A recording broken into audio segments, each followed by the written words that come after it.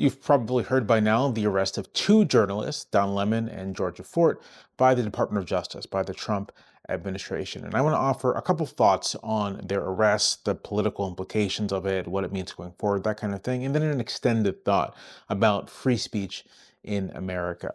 Now, the pretext for these arrests is that both Fort and Lemon were at a protest of a church in Minneapolis, City's Church, whose pastor is an officer with Immigration and Customs Enforcement. And they were there briefly, Fort and Lemon, interviewing the protesters. The Department of Justice says this is a violation of the civil rights of the worshipers, and they're actually using a statute, the Ku Klux Klan Act, to pursue this prosecution, a perversion of that act, but that's what they're doing. Now, an important part of the story here is that the Department of Justice struggled to find any judge that would bless this arrest, that allowed them to make this arrest, and they couldn't find one. They couldn't find a magistrate, they couldn't find a district court judge or an appeals court judge. So they got a grand jury indictment and went after them. And that's a sign this isn't a particularly strong case, and this is likely going to end with Ford and Lemon and the two other activists who were arrested. It will end with them going free. This is an obvious farce, and it is clear from the behavior of Department of Justice officials that this is less about having an actual case and more about creating social media content in an attempt to scare and intimidate their political opponents. And that this is what this is all about, an attempt to scare and intimidate political opponents. An effort to say that if you speak against us, if you operate in ways we don't like, we will punish you with the force of the state. An argument I've made before, and I'll make again here, is that this is essentially the only language the Trump administration knows how to speak. They only understand force, and they only understand relations with other institutions, other people, with opponents in terms of dominator and dominated. They have no model for dealing with opponents that doesn't involve the application of more force. And they're often left adrift when that force is met with indifference or resistance or defiance. They want to imagine that there is some button they can press that can make people kneel before Zod. No.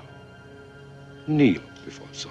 And when it isn't there, when that doesn't happen, they don't know what to do. This is also, I think, part of the president's obsession with the Insurrection Act. He thinks it is the button that will make people obey.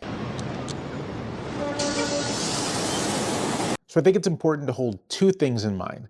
The first thing is that this is a dangerous escalation, right? This is the administration directly trying to suppress the First Amendment right to protest, the First Amendment right to do journalism, and it's an aggressive attack on free speech.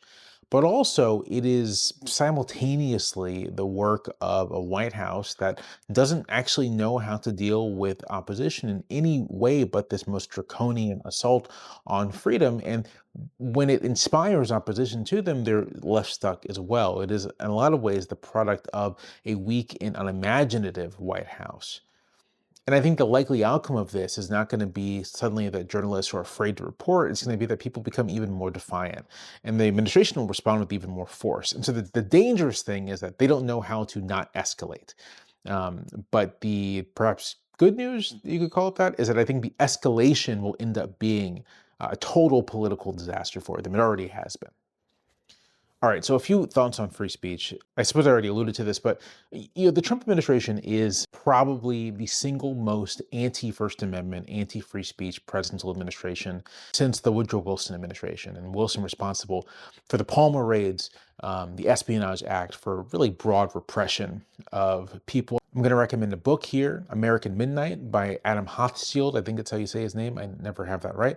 But it's about the Wilson administration and its sort of authoritarian actions and impulses. Great book. Really recommend it.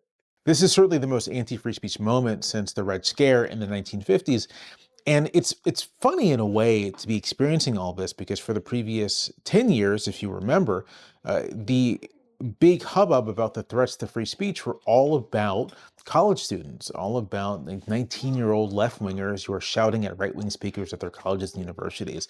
That was said to be the threat to free speech. Left-wing censoriousness and cancel culture and the like. If you don't remember, I very much remember this. I was part of the argument against this. If you don't remember it, I very much remember it. Pepperidge Farm remembers. And that's in part because so much of the argument was coming from prominent august institutions of writing, of journalism and the like, with commentators who were insisting that this was the threat, to free speech. All the while, you had right-wing governors and state legislatures actively suppressing books and curricula and classes at universities. At state-run universities, you had a movement for the banning of books relating to civil rights and the experiences of Black Americans and LGBTQ Americans. You had a real suppressive, censorious force backed by the state in a lot of circumstances, trying to reshape the landscape of sort of thought and thinking in this country. And that was ignored in favor of a hyper focus on online mobs, on basically people's experiences on Twitter. This became so much of a meme in the classic sense that at his second inaugural address, President Trump even alluded to it, referred to it. I will also sign an executive order to immediately stop all government censorship and bring back free speech to America.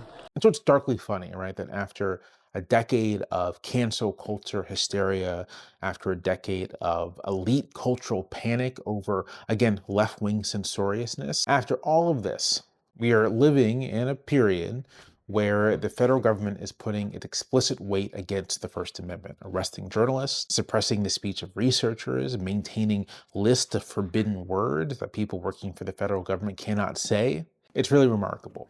And it's striking to see how many, or really how few, of our most vocal public free speech warriors have essentially nothing to say about any of this.